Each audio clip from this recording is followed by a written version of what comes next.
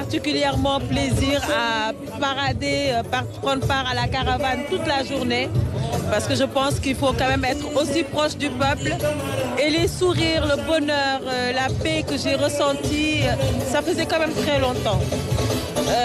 On va féliciter ces lions de la Teranga, on va féliciter nos djambas. Ils nous ont ramené cette coupe, ils l'ont arrachée, mais c'est arrivé au bon moment. C'est arrivé au moment où le peuple sénégalais en avait besoin. Et j'espère que ce sera contagieux et qu'on va continuer un peu dans cet élan de paix, d'amour, d'union. Et c'est à célébrer. Aujourd'hui, c'est vrai, tout le monde est là, tout le peuple sénégalais est debout à l'accueillir. Mais vous voyez, même la cérémonie a été quand même très bien organisée. Je tiens à féliciter le président de la République et l'ensemble des gouvernements parce qu'aujourd'hui, moi, je suis invitée en tant qu'acteur politique de l'opposition. Donc, c'est des actes comme ça que nous saluons parce qu'il faut que nous communiquions. Et le sport nous a unis aujourd'hui au Sénégal. Donc, on apprécie, on salue, mais on félicite encore ces lions de la Teranga qui ont fait tout le travail, qui ont fait le plus dur. Honorable Sénégal bu booloo doon benn rek lu mu song daan ko naka nga dundee événement bi nga xam ne tey ñëpp a teew fii ngir sargal gaynde yi ci ñaareelu étoile bi nga xam ne moom la ñu indil Sénégal. dama ko dund ak xol bu sedd dama ko dund ak fierté ndaxte mën nañu gagné wante nuñ ko gagné yi tamit dafa neex suñu gaynde yi dañu xeex ak dignité dañu xeex ak courage ak détermination mais surtout pendant CAN bi yëpp ñu ànd ak les valeurs qu'on nous reconnaît ñun en tant que Sénégalais c'est vrai wane nañu technique wane nañu tactique mais surtout dañu wane discipline dañu wane humilité. Et à la fin, ils se sont battus avec courage. Donc, tey coupe bi ñu andil dafa bëri sens, dafa bëri signification et on est très fiers d'être sénégalais. Aujourd'hui, encore plus. Merci beaucoup, honorable. Donc, nous vous remercions et nous vous félicitons également parce que c'est vraiment une représentation digne de son nom de l'Assemblée nationale. Merci, Madame Diack. Merci à vous. Merci beaucoup. Félicitations. Et avec nous, donc, nous allons recevoir donc, notre ministre de tutelle, Monsieur Aliou Sall, qui a en charge donc la communication et les télécommunications. Monsieur le ministre, je m'appelle Omar Nying. Bienvenue, monsieur le ministre. Djeredjof, vous avez vécu ces instants, vous également. Vous avez fait le déplacement, on vous a vu à l'antenne, sur les images. Quel est le propos que vous voulez prononcer pendant ces moments importants-là, où on vit, effectivement, on célèbre les lions auréolés de cette deuxième étoile? D'abord, animé par un sentiment de fierté, en tout cas pour l'ensemble du peuple sénégalais. C'est important de vivre ce genre de moment. Et aujourd'hui, avoir nos lions, nos braves lions, aller au bout de cette compétition qui n'était pas évidente. On sait que c'est une des premières CAN, en tout cas qui est hyper relevée. Et les lions ont fait preuve d'abnégation, ils ont fait preuve de courage, ils ont fait preuve de détermination. Début de compétition jusqu'à la fin pour ramener la coupe au Sénégal. En tout cas, le fait de rendre fier tout le peuple sénégalais, c'est quelque chose d'immense pour nous. On sait qu'on en avait besoin et c'est l'occasion pour nous, en tout cas, de rendre hommage vraiment l'ensemble des lions, le staff technique, la fédération, parce qu'il y a aussi un accompagnement constant du début jusqu'à la fin du gouvernement du Sénégal à travers le ministère du sport, le ministère des infrastructures, le ministère de la communication, parce que vous travaillez à la RTS, il y a un dispositif qui a été déployé de manière inédite pour une première fois où nous avons suivi. Déjà, vous avez permis à des millions de Sénégalais de vivre l'intégralité de la compétition, 52 matchs, d'avoir aussi des émissions tous les soirs. Ça a été en tout cas bien accueilli par les Sénégalais. Et ça a été un travail en tout cas de coordination de l'ensemble des équipes. Et je pense que c'est quelque chose qu'il faut saluer. Merci beaucoup, monsieur le ministre. Merci d'être venu. Beaucoup, je rappelle que le PDS également, le Parti démocratique sénégalais, Aboubakri. Donc, qui dit Seydi Gassama, moom it nekk droit de l'hommiste ñëw teew fii di wane ni rek Sénégal tey benn la ñëpp ànd booloo teew fii ngir sargal gaynde yi. Monsieur Gassama, comment justement vous analysez cette symbiose de toutes les forces vives de la nation réunies ici devant les grilles du Palais de la République pour honorer justement nos vaillants lions? C'est un très grand moment d'unité nationale.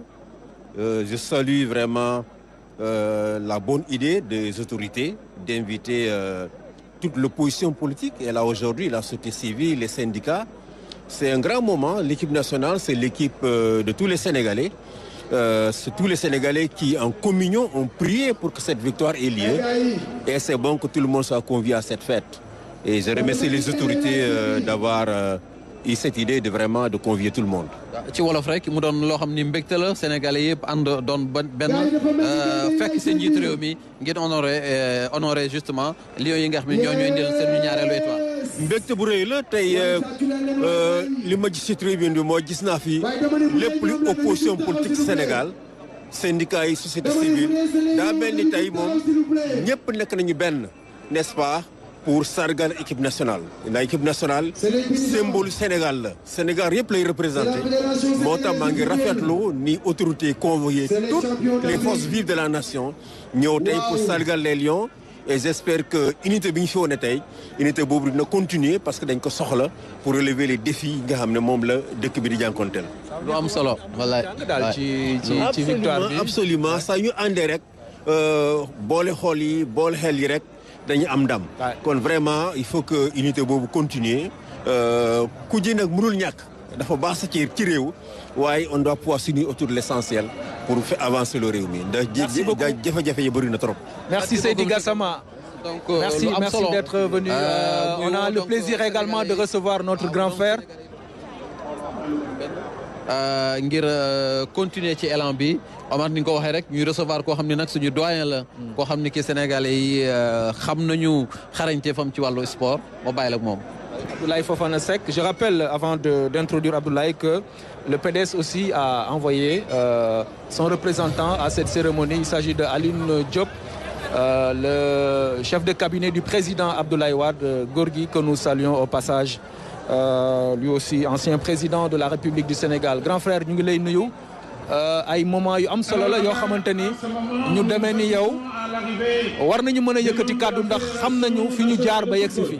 waaw dëgg la xam nga loolu baax na trop ñu fàttali ko Omar dafa am fu ñu jaar ba yegg si fii xam nga réew mi dafa am histoire gis nga suñu mbokk yi nga xam ne ñoo nekk ak ñoom ci biir fédération de football ñu def tey ñaari groupe benn bi jiitu leen beneen bi ànd ak Lions yi yegg si fii ñu dund ak ñoom weer ci Maroc di préparer campagne bu mel nii ba yàlla defal ñu ci ndam mënuñu lu dul wax dëgg yàlla rafetlu ko mais xam nga Omar boo nekkee ak xale yi comme proximité bi ñu am ak ñoom dëkk ak ñoom weer engagement bi détermination bi jom gi fayda bi xarañte bi sérieux bi rigueur bi amul fait divers amul dara xale yi ku nekk di dund sa diine ci bi nga bokk dañ koy rafetlu léegi nag li nga xam ne am na solo xam nga Coupe d'Afrique des Nations ñu gagné ko football rek moo mën lii ci réew xam nga tey nation bi yëpp dans sa diversité dans un moment de communion dañu ànd bokk ndey bokk baay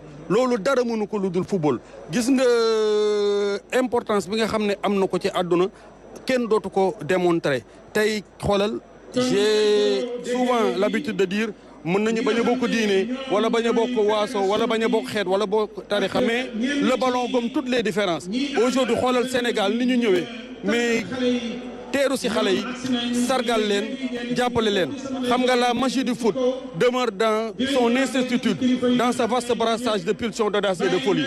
Et durant ma carrière de reporter sportif, je rappelais souvent que le reporter sportif est un passionné qui s'occupe d'un métier passionnant, qui agit sur une matière passionnelle, s'adressant à des téléspectateurs, lecteurs, auditeurs, souvent bien passionnés. Donc, si à l'époque, nous avons vraiment investi ce genre-là, si nous avons voulu vraiment rester des journalistes sportifs, parce que le sport est un élément unificateur, un facteur de rapprochement entre les peuples. Et c'est le foot, l'expression la plus finie du sport. Kon amna lo xamné tay vraiment kenn dootu ko jaxane. Coupe d'Afrique des Nations ñaar lañ ci am. Mi ngi démarré en 57.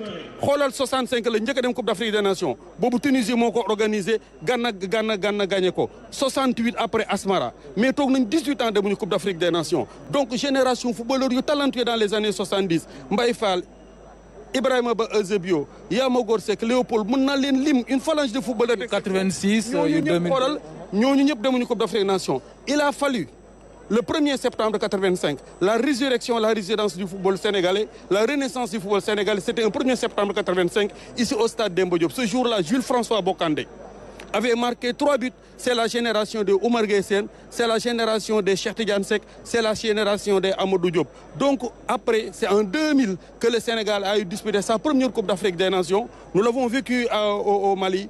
Ce jour-là, le Sénégal avait perdu à la série des tirs au but devant le Cameroun. Et c'était l'autre génération de la renaissance du football, les El Hadji Diouf et Fadiga. Je me rappelle à cet instant, le reporter sportif, je disais que Khalilou Fadiga, c'est le gaucher magique. Et je disais que si El Hadji Diouf, le football est un art, El Hadji Diouf est un artiste. Mais cette génération-là qui gagne la Coupe d'Afrique en 2022 et qui regagne encore cette Coupe d'Afrique autour de Sadio Mané est un joueur sur le berceau duquel toutes les fées du football se sont penchées. Aujourd'hui, le monde nous envie cette génération de footballeurs, de classe exceptionnelle. Nous sommes aujourd'hui détenteurs d'un deuxième cercle, du deuxième étoile. Et je disais à l'époque, je demande à ce que le président de la République, Bassirou Diomaye Faye, qui va être aujourd'hui fier aussi de ces lions, de faire ce que, à l'époque, Osei Kofi et le rédempteur Kwame Nkrumah, c'était en 1965. Il avait dit à Osei Kofi, c'était notre Sadio Mané, il lui avait dit, dans l'intimité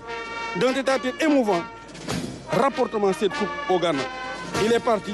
Il l'a fait avec l'ensemble du peuple sénégalais. Et je disais à l'époque, toujours de dire à Bassirou Diomaye Faye, de dire à Kalidou Koulibaly de réussir ces performances-là. Le chef de l'État, je parle au nom d'Abdoulaye Fall, le président de la Fédération sénégalaise de football, dont je suis le conseiller en communication et de relations avec les institutions. Bisbounek Omar, le président de la République a appelé le président de la Fédération, appelé l'entraîneur Fabio, appelé le capitaine Kalidou Koulibaly. Et on était très fiers. Et El Hadji Diouf là, que le public découvre, est une légende du football mondial. Fadiga est une légende du football mondial. Et je le dis au-delà maintenant de cette célébration, de cette consécration, union sacrée autour de Pape Thiaw. Il faudrait aujourd'hui que nous puissions prendre les devants et qu'aucune forme de sanction ne puisse tomber sur vraiment les lions. Donc,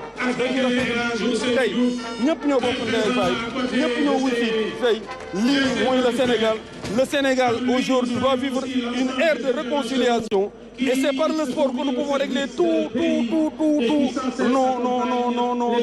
nos divergences. Parce que le ballon, gomme toutes les formes de différence.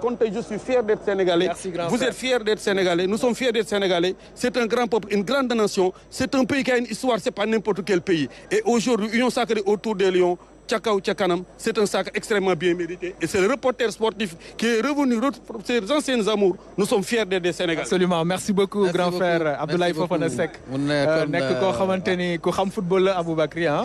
Effectivement. Et puis daf ko vivre ah. Donc li mu fi wax ci histoire football am na solo. Surtout football bu Sénégal. am gan itam koo xam ni moom ci wàllu Kumba Gawlo ci wàllu caada ak cosaan lay installez-vous mu di une icône. Donc maa ngi lay gis sànq ci image yi ah de la musique sénégalaise Kumba Gawlo Seck moom la ñu am moom itam mu ñëw fekkee si xew bi nga xam ni moom la Sénégal organisé ngir sargal gaynde yi naka nga koy dundee Kumba. waaw maa ngi leen di nuyu yéen ñëpp di leen sant ni ñu ko dundee rek mooy ni ko sénégalais yëpp dundee ni ko africain yëpp dundee ndax defe naa ne les lions de la Teranga moom bu ñu wuyoo seen tur rek dañoo yuuxu ni gaynde sargal nañ ñu siggal nañ ñu ndamal nañ ñu yëkkati nañu drapeau Sénégal ci Afrique ak ci àdduna kon ñoom gàcce ngalaama rek lan leen di mën a wax tey ji ku feebar sax da ngay soox ñëw ndax les lions de la Teranga. way ngeen ba sonn de ah. mais loolooy suñu cër ndax ñun xam nga ñun moom way mooy suñu cër te laata lions yi di dem ci jongante bi yàgg na depuis 2000. voilà depuis 2000 ñuy way gaynde yi kon tey bu gaynde yi defee lii amaat ñaareelu étoile loolu defe naa ne ndamu Sénégal la te ñun waykat yi dañuy gën a siggi gën a kontaan te buñ ñu waxee ñu wéy di way ba fajar sax dañ koy def ndax tey boo génnee ci dëkk bi génn ci mbedd mi gis xale yi ndeysaan ni ñu dawee nga gis ñu jóge ba Kër Massar daw ñëw ba fii ci palais de la République ak ci corniche bi loolu mooy wane ni Sénégal vraiment réew mu neex la réewu teranga la réewu jàmm la te lii la ñu soxla ci Sénégal. Ce sont de grands moments de joie, de communion, de fête, de partage et de solidarité. Kumba gis nañ ne yëkkati drapeau Sénégal ci kaw dafa nekk lu am solo ci ki nga xamante ni moom moo koy dund. yow xam nañ ne disque d'or nga yóbbu nga musique du Sénégal foo xamante ni daanaka fu sore la émotion yooyu lan lay def ci nit ki. waaw émotion yooyu dafa nekk des émotions indescriptibles maanaam ay émotion la yoo xamante ni nii kenn mënu koo décrire ndax dafay weesu dafay jéggi dayoo ndax léeg-léeg nga jooy léeg-léeg nga ree léeg-léeg sa xol tooy léeg-léeg sa xol neex vraiment ay moment yu fort la ci culture moment yu fort la ci doomu aadama moment yu rëy la ci aw askan ak ab peuple moment la yoo xam ne nañuy ñaan toujours di ko dund ndax tey xam nga boo dee xool Sénégal mi ngi fépp ci àdduna ndax tey ñëpp ñu ngi seetaan RTS mais ñu ngi seetaan les médias internationaux un peu partout grâce au sport te lii mooy li nga xamante ni nii sport loolu mooy wane dooleem culture loolu mooy wane dooleem ak aada cosaan defe naa ni lii ñu dajale fii tey ñun ñëpp dajale àdduna ba Sénégal ñëpp tey seen drapeau bi gën a kawe ci kaw defe naa ni sport rek moo am doole bi ak musique ak culture kon vraiment ñu ngi naan suñu gaynde yi gàcce ngalaama gàcce ngalaama gàcce ngalaama te yal na Sénégal wéy di am bés yu mel nii ndax bés yu mel nii nekk na yoo xam ne dina neex lool ci suñu xol. Amin merci beaucoup Kumba. merci nag di wéy vraiment di ci jaar di féliciter le chef de l'État son excellence le président de la République Bassirou Diomaye Faye le premier ministre Ousmane Sonko et tous les membres du gouvernement di féliciter aussi madame le ministre du sport ndax lii ndamu jigéen ñi la aussi voilà c'est la première femme bi nga xamante ni nii mi ngi ci magistère am la lii am kon lii ndamu jigéen la aussi te ñun jigéen ñi dañ ci am fierté di wax waa Sénégal nañu continuer di wéy di def communion di dundu di àndandoo di bëggante ndax loolu mooy li nga xam ni mooy dooleel Sénégal jërëjëf RTS ci liggéey bu rafet bi tamit. Merci beaucoup Kumba, ça a été un plaisir de vous accueillir sur ce plateau pour donc nga joxe say impressions jërëjëf. merci kontaan nañ trop yow tamit ku yëkkati raaya Sénégal nga ndax maa ngi koy wax léegi yóbbu nga musique Sénégal foo xamante ni foo am solo la jërëjëf Kumba. Aboubacry donc il faut juste rappeler que merci.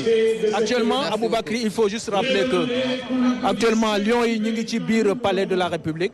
xam nga nag dañu def chemin bu am solo boo xamante ni dafa gudd depuis suba ba léegi ñu ngi ci yoon bi donc certainement ils sont en train de se rafraîchir un peu en attendant d'arriver ici à la tribune pour donc nous permettre de commencer et cette cérémonie.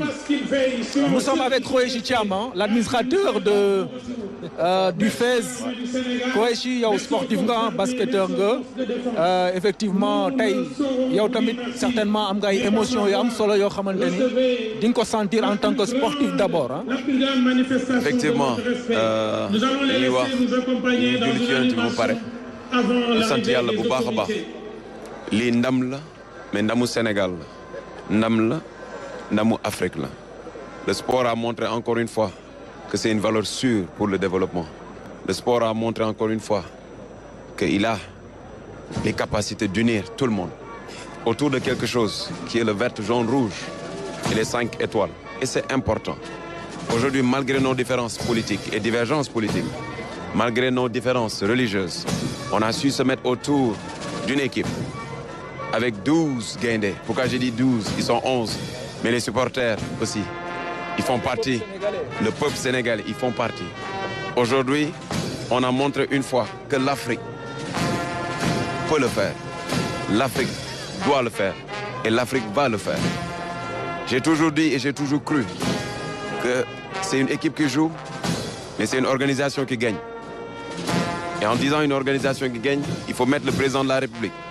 Son Excellence M. Bassirou Diomaye Diakhar Faye a ménagé aucun effort avec le gouvernement sous la tutelle du Premier ministre Ousmane Sonko et le ministre de tutelle, que je félicite de passage, mais aussi la fédération sénégalaise, qui a mis l'équipe dans d'excellentes conditions pour qu'aujourd'hui, qu'on puisse concrétiser et amener le sacre au Sénégal. Le sport est le vecteur de développement. Boo xamante ne tey Sénégal war na si mën a sukkandiku 70% de la population et les jeunes. Le sport peut éduquer, le sport peut développer, le sport peut changer les caractères, la personnalité, mais aussi donner un vent de développement et un nouveau vent. Surtout, nous en avons besoin en Afrique, au Sénégal. On va vers les JOJ. Le Sénégal sera la capitale de l'Afrique, la capitale du monde. Il va falloir aujourd'hui, de par ce titre qu'on montre aujourd'hui, que la diplomatie sportive doit jouer son rôle. Mais il y a un message très important. Il ne faut pas oublier les Sénégalais qui sont au niveau du Maroc en ce moment, qui ont des problèmes. Et je prête l'attention à l'autorité diplomatique d'agir très rapidement. Parce qu'ils sont aussi des Guindés et ils font partie aujourd'hui du Sénégal. Donc il va falloir rapidement trouver une solution pour les ramener au Sénégal parce qu'on a besoin de tout le monde pour gagner, Inch'Allah. Merci beaucoup, Khoureyssi, administrateur du FES, le fonds d'appui, directeur du fonds d'appui à l'extérieur mu di FES. ñu war a dalal itam beneen acteur culturel boo xam ni tey kenn du ko présenté kii mooy Aladji Baba Mal kii nga xam ni kenn du ko présenté tey ci Sénégal. Aladji, félicitations nga ñëw yow itam tey teewee fête bi nga xam ni moom le Sénégal organisé ngir honorer ñi nga xam ni ñoo ñu defal jaloore ji muy ñaareelu étoile bi nga xam ni dañ ko doon xaar naka nga koy dundee Aladji. dama bég parce que je suis très fier ci suñu gaynde yi parce que depuis le début de la compétition fi ñu tegoon seen tànk wàññiwuñ ko ba jusqu'à la fin dans tous les domaines muy ci domaine compétence détermination mais aussi ak yar ak teggin jox compétition bi akam dem ba ci fin bi mu am yenn gàllankoor yu tuuti mais démérité wuñ comme ni ma ko waxee ci sama kii bi ma waxoon sànq. Donc Sadio Mané a été vraiment à la hauteur moom ak Pape Thiaw avec toute l'équipe. Je pense que c'est le Sénégal moo nekk di woon le monde entier que nous sommes une très grande nation dans beaucoup de domaines rawatina nag ci domaine bi nga xam ne bi c'est l'Afrique toute entière ñoom ñoo ci nekkoon di compétir. Vraiment man dama fier et puis di ñaanal yàlla gaynde yi vraiment yal na leen yàlla lafal cat lafal ko Sénégal. Amin, amin. On vous a vu jubiler sur les réseaux sociaux. Oui, donc aujourd'hui vous êtes encore là pour participer à cette belle fête organisée en l'honneur des Lions qui nous ont donc décroché cette deuxième étoile. Comment vous justement vivez-vous ces moments? On veut dire aux Lions. On veut dire aux Lions que ni nous sommes ak ñoom ñu ngi ànd ak ñoom ba nga xam ne bi dañu dem ba décrocher peut-être la Coupe du Monde et c'est possible donc il faut y croire et nous y croyons. Merci beaucoup. Merci Aladji Baba Mal. ñu dalal sa beneen rak mu di Youssou Ndour. Allez-y voilà. ñu dalal itam Youssou Ndour moom it mu ñëw fekkee ci fête bi Youssou Ndour nga ñëw fekk si fii sa frère mu di Aladji Baba Mal mu di fête boo xam ni day wane ni rek Sénégal benn la te bu ñu àndee doon benn songandoo dara rek daan ko. lu ñu song daan ko xam nga moom mënoon ngeen yem ci moom rek moom lu mu wax rek man dama ko valider lu ma wax moom daf ko valider kontaan lool di féliciter Lions yi ndam li dafa rëy. dafa weesu football dafa laaj culture la économie la diplomatie la lépp la laal vraiment kontaan nañu lool ñu invité ñu nag ñu ñëw maanaam àndandoo ak Sénégal yëpp di ko fêté. li tax ñu invité leen bokk na ci li ñu gis ci réseaux sociaux yi yéen ñaar ñëpp ngeen di jubilé vraiment ndam yi loo xam ni ñëpp ànd tey doonu benn pour honorer leen.